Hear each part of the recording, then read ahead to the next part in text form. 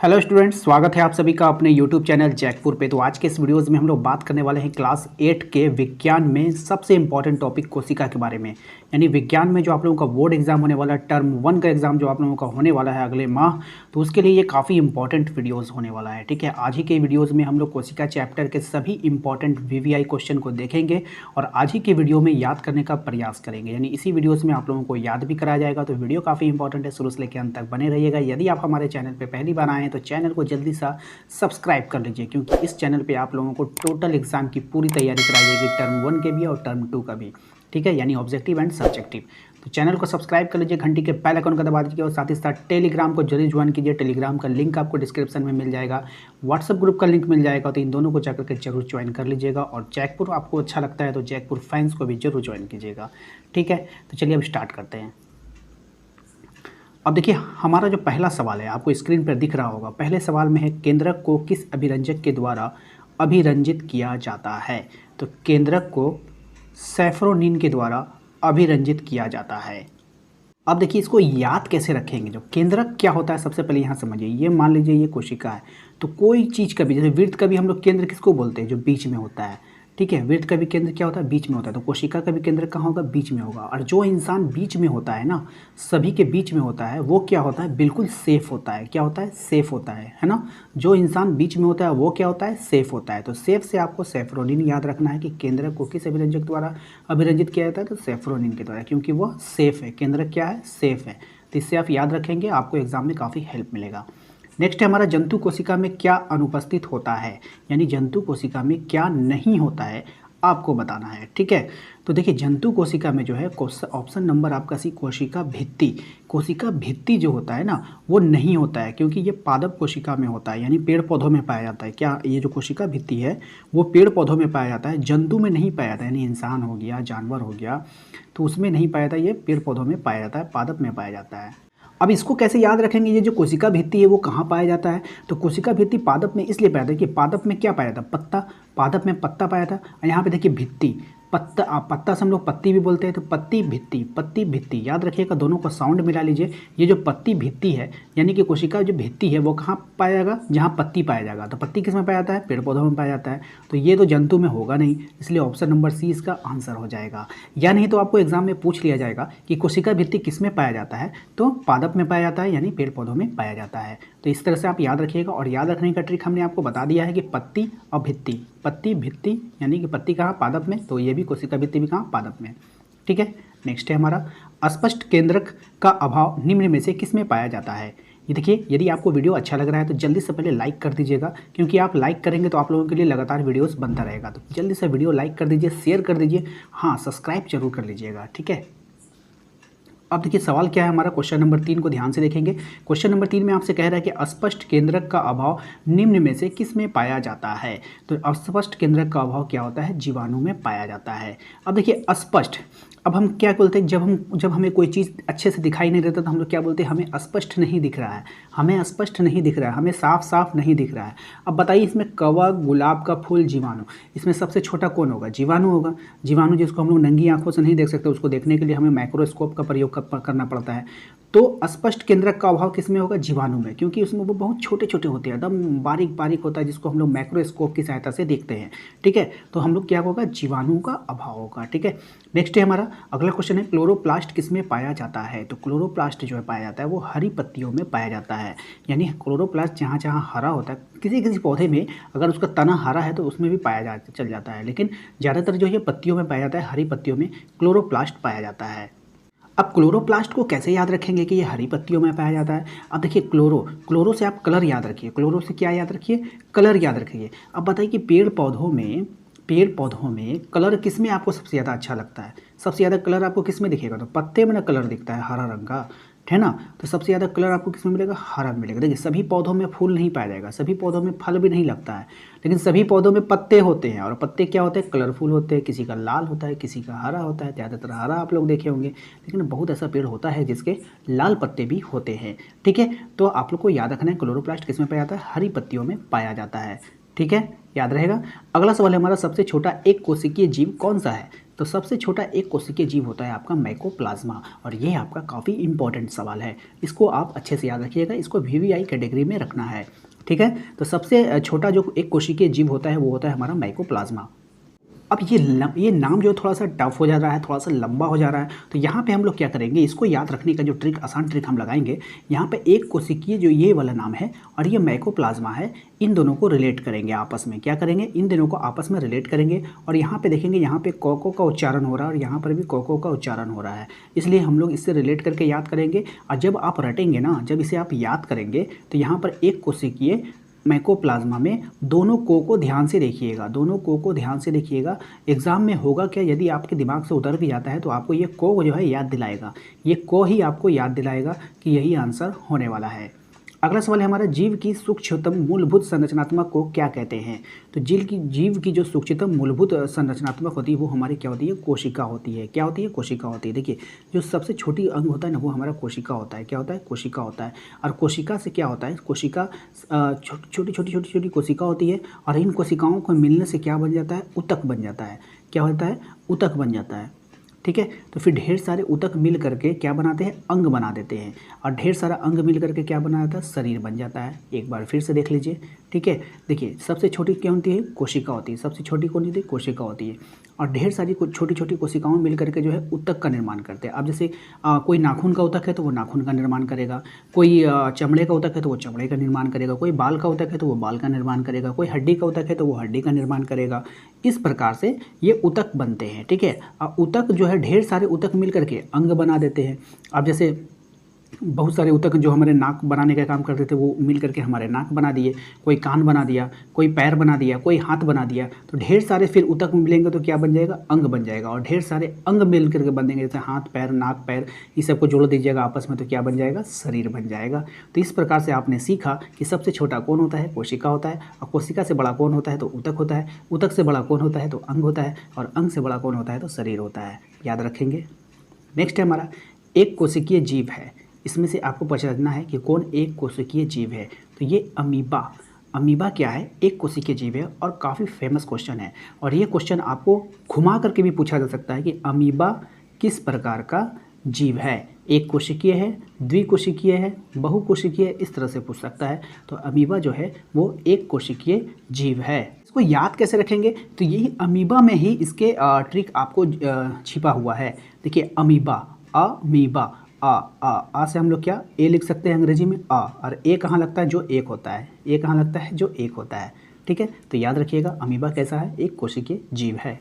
Next है हमारा, कवक को अभिरंजित किया जाता है। तो कवक को अभिरंजित किससे करते हैं ये आपको बताना है। तो कॉटन ब्लू से अभिरंजित किससे करते हैं, कॉटन ब्लू से। कवक को अभिरंजित करते हैं कॉटन ब्लू से। अब देखिए, यहाँ पर आप लोगों को याद रखना है, ये बातें नहीं हैं, जितनी भी बातें हम एक्स्ट्रा आपको बताते हैं वो सिर्फ आपको याद रखने का ट्रिक है।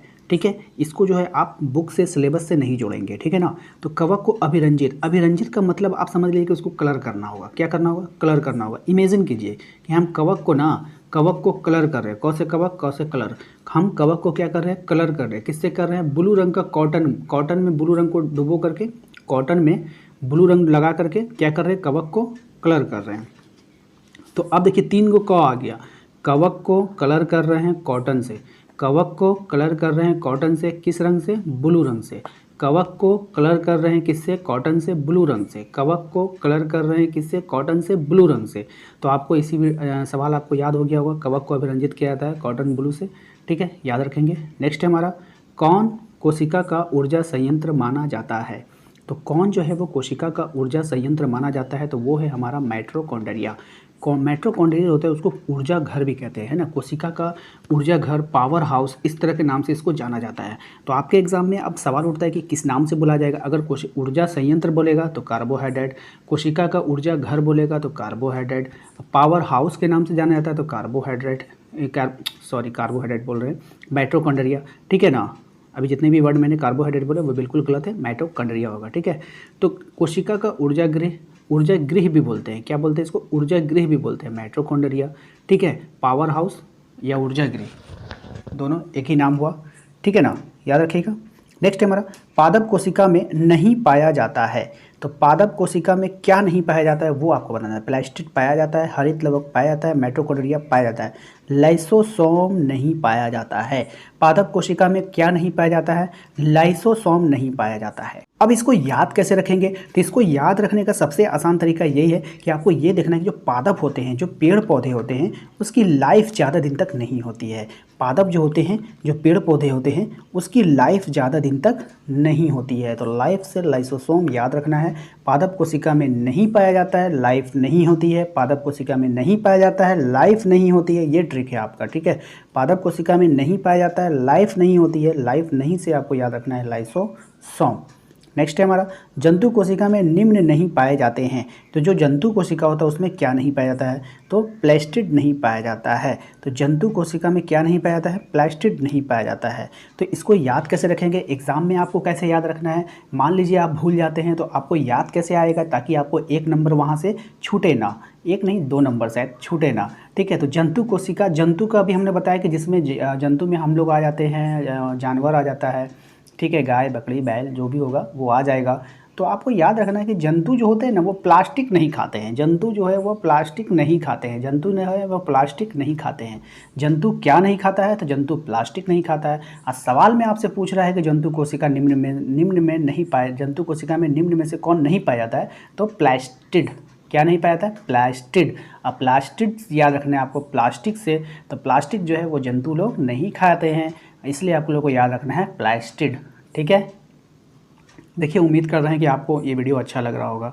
अगर आपको इस तरह की वीडियो और भी चाहिए, पूरे एग्ज़ाम की प्रिपरेशन आप लोगों को चाहिए, तो वीडियो को लाइक कर दीजिए, ठीक है। आज के इस वीडियोज़ के लिए ज़्यादा नहीं 100 लाइक का टारगेट रखा गया है, तो आप सभी मिल करके इस 100 लाइक को पूरा कीजिए, ठीक है। 100 लाइक आप लोग कंप्लीट कर दीजिए और ग्रुप ज्वाइन कर लीजिए, काफ़ी हेल्प मिलेगा। बहुत सारे चीज़ ऐसे होंगे, बहुत सारे प्रिपरेशन, बहुत सारे नोट्स ऐसे होंगे जो आप लोगों को डायरेक्ट ग्रुप में उपलब्ध कराया जाएगा, टेलीग्राम पे उपलब्ध कराया जाएगा, व्हाट्सएप ग्रुप में भी उपलब्ध कराया जाएगा। तो दोनों जगह आप लोग ज्वाइन रहेंगे, ठीक है। अब अगले सवाल पर आते हैं। अगला सवाल है हमारा कि पौधों की कोशिका का हरा रंग का क्या कारण है? देखिए, पौधों की जो कोशिकाओं में जो हरा रंग होता है उसका कारण क्या होता है? क्लोरोप्लास्ट होता है, ठीक है। अच्छा, हरा रंग, अभी हमने क्लोरोप्लास्ट के बारे में आप लोगों को ऊपर वाले क्वेश्चन में पढ़ाया था कि पौधों में जो रंग होता है वो किसके कारण होता है? क्लोरोप्लास्ट के कारण ही होता है, ठीक है। क्लोरो से कलर आपको याद रखना है, क्लोरो हरा, हरा रंग, रंग का अंग्रेजी क्या होता है? कलर, कलर से आपको क्लोरो याद रखना है, क्लोरोप्लास्ट, ठीक है, याद रहेगा। नेक्स्ट है हमारा, जंतु के शरीर में पाए जाने वाली सबसे लंबी कोशिका को आपको बताना है। यानी कि जंतु जो होते हैं, जैसे कि हम लोग में इंसान हो गया, जानवर हो गया, तो इसमें सबसे जो लंबी कोशिका तो सबसे छोटी छोटी होती है, तो सबसे लंबी कोशिका क्या होता है? तो तंत्रिका कोशिका जो होती है वो सबसे लंबी कोशिका होती है। क्या होती है? तंत्रिका कोशिका सबसे लंबी कोशिका होती है। अब देखिए, इसको याद रखने कैसे रखेंगे? देखिए, इसको याद रखने का बस एक ही तरीका यहाँ पे समझ में यही आता है कि जो लंबी कोशिका होती है, लंबी यानी कि जिसका लंबा नेटवर्क होगा, तो उसको हम लोग क्या बोलते हैं? तंत्र बोलते हैं। इसका तंत्र बहुत लंबा है, इसका नेटवर्क बहुत लंबा है, ठीक है। तो इससे आप लोग याद रखेंगे तंत्रिका कोशिका, ठीक है। सब इसके बाद इंपॉर्टेंट सवाल आपका है यहाँ पर, एक कोशिका की खोज कब हुआ था? तो कोशिका की खोज 1665 में किसने किया था? डी डुबे ने। किसने किया था? डी डुबे ने, ठीक है। चलिए, नेक्स्ट है हमारा, कोशिका में गुणसूत्र, डी डुबे नहीं होगा, रॉबर्ट हुक होगा ना, हाँ मुझसे भी थोड़ा मिस्टेक हो गया। रॉबर्ट हुक कौन हो जाएगा? Robert Hooke. कोशिका की खोज किसने किया था? रॉबर्ट हुक ने। किसने किया था? रॉबर्ट हुक ने। अच्छा, ये जो रॉबर्ट हुक थे, हम आपको बता देते हैं, रॉबर्ट हुक जो थे वो जीवित कोशिका की खोज नहीं की थी, वो मृत कोशिका की खोज की थी। किसने की थी? मृत कोशिका की। जीवित कोशिका की खोज किसने की? अगर मैं उसको बताऊंगा अभी तो आप लोग कन्फ्यूजन में पड़ जाएंगे। रॉबर्ट हुक के बारे में आपसे पूछा जा सकता है कि कोशिका की खोज किसने किया था सर्वप्रथम? तो रॉबर्ट हुक ने। और वो क्या जीवित थे कि मृत थे? तो मृत थे। अब देखिए, यहाँ पे हुक है, हुक से आप याद रखिएगा कि हुक से रॉबर्ट ने जो क्या किया था, हुक से कोशिका को निकाला था, इसलिए वो मर गया, ठीक है। तो उसने जो मरी हुई कोशिका को खोजा था, ठीक है। तो रॉबर्ट हुक ने कब खोजा था? 1665 में। अब देखिए, यहाँ पर कोशिका में गुणसूत्र कहाँ उपस्थित होता है? कोशिका में जो गुणसूत्र होता है वो कहाँ उपस्थित होता है? केंद्रक में होता है, ठीक है। तो अब देखिए, यहाँ पर इसको याद कैसे रखेंगे? देखिए, कोई भी चीज़ होता है, अगर जैसे गोल है, ठीक है, तो गोल होने के बाद जो सबसे सुरक्षित जगह कहाँ होता है? केंद्र होता है, सबसे बीच जो सेंटर होता है वो सबसे सुरक्षित जगह होता है। तो आप मान लीजिए जितना भी इसमें इम्पोर्टेंट चीज़ होगा, जो भी इम्पोर्टेंस होगा आपका, सोना चांदी हीरा कुछ भी अगर आपके पास इंपॉर्टेंस है तो आप लोग उसको कहाँ रखिएगा? सेंटर में रखिएगा, क्योंकि यही सबसे सेफ जगह है ना। तो सारा उसका जो मटेरियल होगा, जो भी इंपॉर्टेंट चीज़ होगा वो कहाँ रहेगा? बीच में रहेगा। और कोशिका के लिए ये तो हो गया जीवन के लिए। कोशिका के लिए क्या इंपॉर्टेंट होता है? गुणसूत्र इंपॉर्टेंट होता है ना। वो गुणसूत्र कहाँ रखेगा? तो वो अपने सेंटर में रखेगा, यानी कि केंद्र में रखेगा। ठीक है, तो केंद्र से आपको केंद्रक याद रखना है। कोशिका में गुणसूत्र कहाँ उपस्थित रहेगा? तो केंद्रक में उपस्थित रहेगा। इसके बाद हमारा अगला इंपॉर्टेंट सवाल है कि निम्न में से कौन पादप अभिरंजक है? यानी पादप अभिरंजक का आपको याद रखना है। तो सेफ्रेनिन जो है वो आपका पादप अभिरंजक है, इसको याद रखेंगे। कोशिका की खोज किसने किया था? तो रॉबर्ट हुक ने किया था, अभी हमने आपको बताया हुक के द्वारा खोजा था। ठीक है, नेक्स्ट है हमारा कोशिका की आकृति कैसी होती है? कोशिका की आकृति कैसी होती है, अगला सवाल है हमारा। तो कोशिका की जो आकृति होती है वो गोल भी हो सकता है, बहुभुजाकार भी हो सकता है और अंडाकार भी हो सकता है। तो इनमें से सभी होगा। कोशिका की आकृति जो है वो इन प्रकारों से हो सकता है। अगला सवाल है मेरा, कोशिका कितने प्रकार की होती है? कोशिका जो है वो 2 प्रकार की होती है, पादप कोशिका और जंतु कोशिका, याद है ना। देखिए अब बताइए कोशिका किस में होता है? हम लोग में भी होता है, तो या तो जंतु में होगा या तो पादप में होगा। अब बताइए जंतु और पादप, अब बोलिएगा पत्थर में भी कोशिका है, तो ये तो बात गलत है ना, पत्थर में कोशिका कहाँ से आएगा? ठीक है ना। तो इसीलिए कोशिका जो है वो 2 प्रकार की होती है, एक पादप कोशिका, एक जंतु कोशिका, यानी 2 ही कोशिका होगा। ठीक है, याद रहेगा आपको। 3 का सवाल ही नहीं है, 4 का सवाल ही नहीं है, 1 का सवाल ही नहीं। 1 में क्या जंतु में होगा, पादप में नहीं होगा। अब पादप में होगा तो जंतु में नहीं होगा, ऐसा नहीं है, दोनों में होता है। ठीक है ना, कोशिका दोनों में होता है। अब देखिए यहाँ पर जो है आपको अगला सवाल देखिएगा, सामान्यतः पत्ती के किस परत पर स्टोमाटा पाया जाता है? एक होता है, देखिए हर चीज़ का एक अंग होता है, जैसे हमारा शरीर है। ठीक है, हमारा शरीर है, अगर हम पूछेंगे हमारे शरीर में नाखून कहाँ पाया जाता है तो आप बोलेंगे सर उंगली में पाया जाता है। हम कहेंगे कि सर बताओ कि हमारे शरीर में बाल कहाँ पाया जाता है, आप कहेंगे सर में पाया जाता है। तो उसी प्रकार से पत्ती के किस परत पर, ये जो पत्ती है, ये जो पत्ती है, इस पत्ती के किस परत पर स्टोमाटा पाया जाता है? तो स्टोमाटा जो होता है वो निचली सतह पे पाया जाता है। पत्ती जो होती है ना, उसकी पत्ती के नीचे वाले साइड पे पाया जाता है क्या? स्टोमाटा। चलिए अगला सवाल है हमारा कि जंतु कोशिका में क्या अनुपस्थित रहता है, यानी जंतु कोशिका में क्या नहीं होता है? तो ये जो कोशिका भित्ति है, ये जो कोशिका भित्ति है वो जंतु कोशिका में नहीं होता है। अब हम आपको बताते हैं कि ये भित्ति होता क्या है। देखिए ये जो पेड़ होता है ना, ये पेड़, तो पेड़ के ऊपर आप देखते हैं मोटी मोटी परत, जिसको हम लोग छाल बोलते हैं। क्या बोलते हैं? छाल बोलते हैं ना, ये तो याद रहेगा आपको।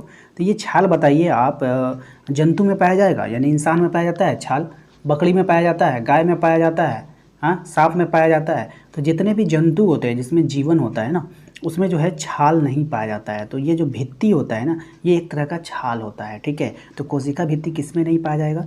जंतु में नहीं पाया जाएगा। ठीक है, याद रहेगा आप लोगों को, उम्मीद है। चलिए अगले सवाल पे चलते हैं। अगला सवाल है हमारा, निम्न में से किस कोशिकांग को आत्महत्या की थैली भी कहा जाता है? तो लाइसोसोम को। ये जो लाइसोसोम है ना, इसे हम लोग आत्महत्या की थैली भी कहते हैं।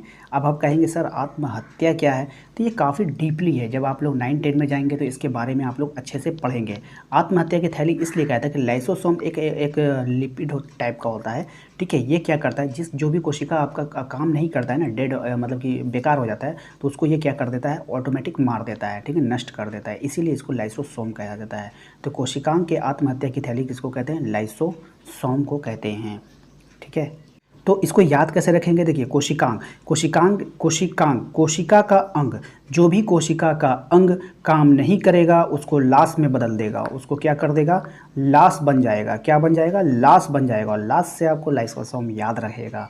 ठीक है, उम्मीद करते हैं कि आपको अच्छा लग रहा होगा ये वीडियोस। तो अभी तक यदि लाइक नहीं किए तो, क्योंकि अब वीडियोस अब अंत होने के कगार पर है, तो प्लीज़ लाइक कर दीजिएगा।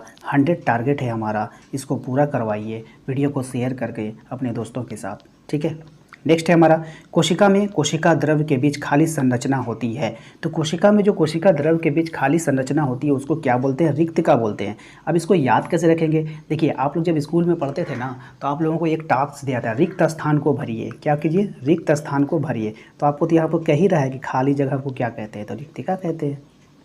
समझ में आ गया? याद रहेगा। चलिए देखिए, आप लोगों के लिए इतनी मेहनत करते हैं, आप लोगों के लिए इतने अच्छे से वीडियोस बनाते हैं, तो आप लोग कि हमें क्या चाहिए? हमें तो आप लोग फ़ीस नहीं देते हैं ना, हमें तो आप लोग फ़ीस नहीं देते हैं, कोई भी फ़ीस उपलब्ध नहीं कराते हैं आप, ठीक है। वीडियोस देखते हैं, आप लोगों के लिए मेहनत करते हैं, हमारा टाइम लगता है वीडियोस बनाने में, उसको एडिट करने में, उसको अपलोड करने में, जीबी लगता है, नेट लगता है, पैसे लगते हैं, यानी कि हम लोग पैसे लगाकर आप लोगों को उपलब्ध करा रहे हैं। बदले में हमें क्या चाहिए? तो बदले में हमें थोड़ा सा नाम चाहिए, है ना, कि हमारा नाम हो।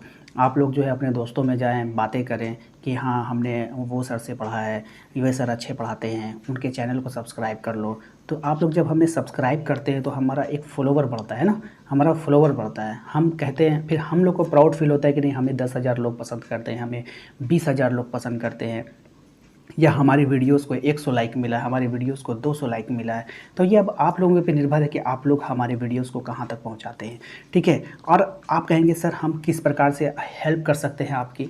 देखिए, बस हेल्प करने का सबसे पहला तरीका, सबसे पहले वीडियोस को लाइक एंड चैनल को सब्सक्राइब। उसके बाद आपके सर्कल में, आपके फ्रेंड्स लिस्ट में जितने भी दोस्त हैं, आप उनको जो है ये वीडियो को शेयर कर सकते हैं, है ना। वहाँ पे शेयर का ऑप्शन होगा, शेयर के ऑप्शन पे क्लिक कीजिएगा, व्हाट्सअप में जाइएगा और वीडियोस को शेयर कर दीजिएगा।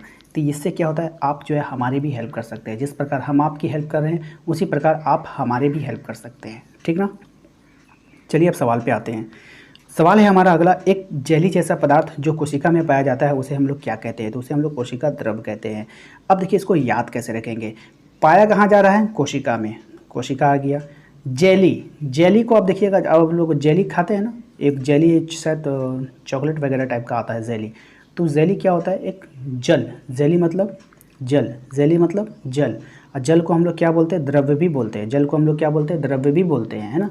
जो लिक्विड टाइप का होता है उसको हम लोग द्रव्य भी बोलते हैं। तो इससे आप याद रखेंगे कोशिका द्रव, ठीक है। नेक्स्ट है हमारा, सजीव में अनुवांशिक गुणों का वाहक होता है जीन। सजीव में अनुवांशिक गुण का वाहक कौन होता है? जीन होता है। इसको याद कैसे रखेंगे? तो इसको आप लोग इस तरह से याद रखिए, थोड़ा कॉमेडी टाइप से याद रखिएगा कि जो अलाउद्दीन का जो चिराग होता है ना, अलाउद्दीन के चिराग में किससे क्या निकला था? जिन निकला था। और जिन क्या होता है कि वो एक ऐसा मतलब कि होता है कि वो जो है हमारे शरीर में कहीं पर भी घुस सकता है ना, हमारे शरीर में, बॉडी में कहीं पर भी प्रवेश कर सकता है और कहीं भी आना जाना कर सकता है। वाहक का मतलब क्या होता है? इधर से उधर आना जाना, ठीक है। तो कौन कर सकता है? जिन कर सकता है, ठीक है। तो इससे आप याद रहेगा जिन, ठीक है। तो उम्मीद करते हैं आपको आज का ये वीडियो अच्छा लगा है। वीडियो अच्छा लगा है तो वीडियो को एक लाइक कर देंगे।